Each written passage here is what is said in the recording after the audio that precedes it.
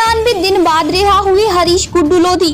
बता दें कि राजनीतिक द्वेष भावना के चलते षड्यंत्र के तहत फर्जी मुकदमा दर्ज कराया गया था, जो 307/SC ST एक्ट में सागर जिले के केसली थाना में मामला दर्ज हुआ था।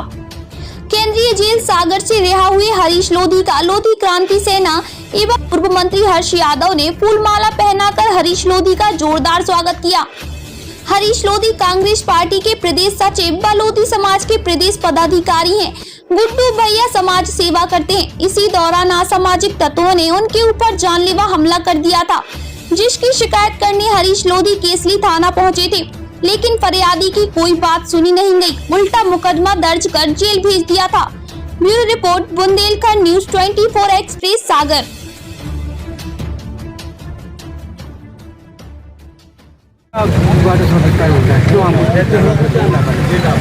देखिए, इस समय पूरे देश में अराजक का माहौल है। देवरी क्षेत्र की जनता का जन्मत आपके साथ में हर्ष यादव जी के रूप में हमारे साथ में खड़े। ये जो देवरी विधानसभा क्षेत्र और पूरे जिले से आए हुए लोग हमारे साथ खड़े। इस समय दमनकारी नीतियां भारतीय जनता पार्टी, नरेंद्र मोदी, शिवराज सिंह चौहान और सीधा मैं टारगेट करूंगा RSS, इनके द्वारा दमनकारी नीति चलाई जा रही है। क्योंकि हमारे पूर्वजों ने इस देश को आज़ाद कराया, हम आज़ादी की लड़ाई लड़े और देश को हमने आज़ाद किया है। और केवल मैं हरीशचंद्र लोधी, गुड्डू अमोना जैसे ही नहीं, जेल के अंदर सैकड़ों लोग जो कांग्रेस पार्टी में राजनीति करते हैं, जनता की लड़ाई लड़ते हैं, क्योंकि हम विपक्ष हैं और लोकतंत्र में दो ही चीज़ होती हैं, एक सत्ता और एक विपक्ष। हम विपक्ष की लड़ाई लड़ रहे थे, जनता की आवाज़ उठा रहे थे, खाद की मांग से जनता परेशान थी, उसको उठा रहे थे। तो यहाँ भारतीय जनता पार्टी के 3 मंत्री हैं, जिले के 3 मंत्री हैं, आदरणीय भूपेंद्र सिंह जी, आदरणीय गोविंद सिंह जी, आदरणीय गोपाल भार्गव जी और साथ साथ कहीं ना कहीं हमारे दमोह क्षेत्र के सांसद प्रहलाद पटेल जी। इनके द्वारा, RSS के द्वारा, भारतीय जनता पार्टी के द्वारा हम जैसे लोगों को इसलिए दबाया जा रहा है कि हम लोग निरंतर 24 घंटे विधायक हर्ष यादव जी के नेतृत्व में देवरी विधानसभा से, चूँकि हमने उनको विधायक नहीं जीतने दिया और आगे भी नहीं जीतने देंगे, जनता के आशीर्वाद से 11 जनपद पंचायतों में 1 जनपद पंचायत केसली हमने कांग्रेस पार्टी की बनाई है। ये उसका बदला है। हम जैसे लोगों के लिए, अंशुल परिहार जैसे लोगों के लिए, अंकुर चौबे जैसे लोगों के लिए इतना क्रूर तरीके से जो अंग्रेज़ों की जो नीति थी, एक दमनकारी नीति के तहत हम कांग्रेसियों को जेल में ठूसा जा रहा है।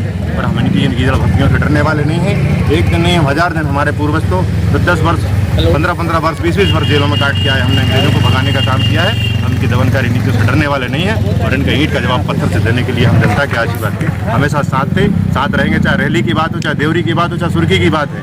मैं चेताना चाहता हूँ मध्य प्रदेश की सरकार को और RSS को, देवरी ना कभी आपको मिली थी ना मिलेगी। देवरी कांग्रेस की थी, कांग्रेस की है और इस बार हम फिर हर्ष यादव को से विधायक बना के लेके आएंगे। और मध्य प्रदेश में हमारी सरकार माननीय कमलनाथ जी की कांग्रेस हरीश भैया जिंदाबाद नेतृत्व में, कमलनाथ जी के नेतृत्व में मध्य प्रदेश में पुनः जनता की वो सरकार बनेगी जो वोट से चुनी गई थी। ये नोट की सरकार, दमनकारी सरकार, ये ज़्यादा दिन टिकने वाली नहीं है। 8 तारीख को मुख्यमंत्री कल यहाँ शिवराज सिंह जी आ रहे हैं। मेरा सीधा संदेश है, आप समस्त पत्रकार बंधुओं के माध्यम से, आप लोकतंत्र के चौथे स्तंभ हैं, आपके माध्यम से मैं अपनी बात उनको भेजना चाहता हूँ कि हम गरीब, पिछड़े लोग, पिछड़े वर्ग के लोग और सभी वर्गों को लेकर हम जाग चुके हैं। हम इनकी ईंट का जवाब पत्थर से देंगे। इनकी जो दमनकारी नीतियाँ उनसे बदलने वाली नहीं है। आपने प्रताड़ना की बात की, इसी तरह की प्रताड़ना आगे चलती रही और भी मामलों में फंसाया जा सकता है आपको, तो फिर आप क्या करेंगे? देखिए, मैं कानून में विश्वास रखता हूँ। हमने देश में कानून बनाया, देश को आज़ाद कराया, देश का संविधान बनाया। कानून इस देश में है। आज उसी कानून ने मुझे 93 दिन के बाद आज मुझे बेल मिली है। और मध्य प्रदेश की जो पुलिस है, मैं उसको कहना चाहता हूँ, सरकारें तो आई थी और सरकारें आती रहेंगी और जाती रहेंगी, पर जेब में जो भारतीय जनता पार्टी का फूल रख के ये जो जिम्मेदार अफसर जो नौकरी कर रहे हैं, चाहे यहाँ के SP हों, चाहे यहाँ के एडिशनल SP ज्योति ठाकुर हों, मैं उन पर सीधा आरोप लगाना चाहता हूँ। एडिशनल SP जो ज्योति ठाकुर हैं, उनको सीधा आरोप लगाना चाहता हूँ कि बच्चियों के साथ बलात्कार होते तो उसमें उनको न्याय नहीं दिलाती हैं, वो उनको धमकाती हैं, उनको रिपोर्ट वापस दिलाती हैं, अपराधियों का साथ देती हैं। मैं उनको सीधा आपके माध्यम से चेतावनी देना चाहता हूँ और मध्य प्रदेश का मुखिया शिवराज को चेतावनी देना चाहता हूँ। एक मामला लादा है, आप 1000 ला दीजिए, पर हम पीछे हटने वाले नहीं, हम डरने वाले नहीं, हम जेल भरो आंदोलन चलाने के लिए तैयार हैं। गुड्डू भैया जिंदाबाद। भाई साहब, ये इस तरह की करेगी कांग्रेस और कैसे गरीबों को, क्या हो, चाहे कार्यपालिका हो, चाहे व्यवस्थापिका हो, चाहे चौथा स्तंभ हमारी पत्रकारिता, किस तरह से हमले किए जा रहे हैं। आने वाला समय राहुल गांधी जी के नेतृत्व में, कमलनाथ जी के नेतृत्व में मध्य प्रदेश में भी सरकार बनेगी और केंद्र में भी सरकार बनेगी। ये आगाज है आज की ये बात का। ये प्रताड़नाएं रुकेंगी कैसे, कैसे इनका प्रतिरोध करेंगे आप? ऐसे इस तरह के प्रताड़ित जो हमारे लोग हैं, ये क्रांतिवीर बनकर जनता की लड़ाई लड़ते आए हैं, लड़ते रहेंगे और अंतिम सांस तक लड़ते रहेंगे। हम लोग डरने वाले नहीं हैं, लड़ने वाले हैं और कटने वाले हैं। जहाँ तक प्रताड़ित करने की बात है, एक समय आएगा प्रताड़ित करने वाले हम लोगों के पैरों पर आरजू मिन्नत करते हुए दिखाई देंगे और वो आप लोग गवाह रहेंगे इसके। जिस दिन 6 दिसंबर के दिन मेरे कांग्रेस पार्टी के नेता आदरणीय मुन्ना भैया के पेट्रोल पंप से मैं वहाँ से निकला और जब मुझ पर हमला किया गया, जिसमें स्थानीय शराब माफिया और भारतीय जनता पार्टी के लोग थे, उसके बाद मैं स्वयं एक फरियादी की तरह अपनी रिपोर्ट लिखाने के लिए थाने गया था।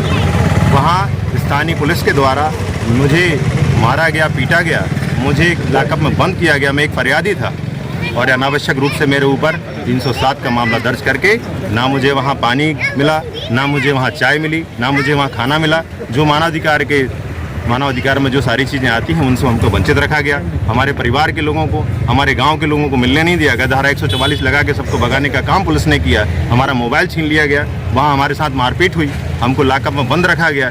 जो लॉकअप इतना गंदा है कि वहाँ जानवर नहीं रहेगा, जहाँ हमको रात भर रखा गया और सुबह हमको हमारा इलाज नहीं किया गया। जेल में भी हमको भेजा गया। तो हमारे सर में इतनी चोटें आने के बाद भी हमने बार बार निवेदन किया, लिख के आवेदन दिया कि हमारा सिटी स्कैन कराया जाए, वो नहीं कराया गया। ये भारतीय जनता पार्टी पुलिस थाने से लेके जेल तक अपनी दमनकारी नीति चला रही है। ये ज़बरदस्ती एक फरियादी को, और पुलिस ने क्या वक्तव्य दिया कि मैंने घेर के हमारी लामबंदी की है। मैं आप सभी पत्रकार बंधुओं को मैं कल अपनी फेसबुक आईडी का वो फुटेज भी दूंगा।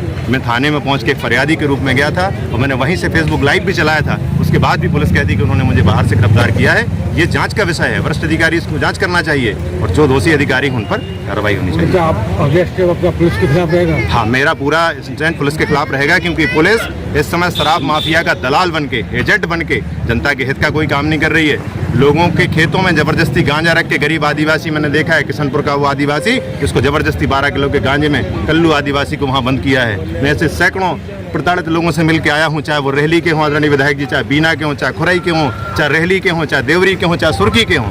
ऐसे सैकड़ों लोगों से मैं जेल के अंदर मिल के आ रहा हूँ और अगली लड़ाई में यहाँ से लेके भोपाल से लेके मानवाधिकार आयोग से लेके माननीय सुप्रीम कोर्ट तक से लेके मैं सबकी लड़ाई लड़ूंगा और सारी चीज़ों को एक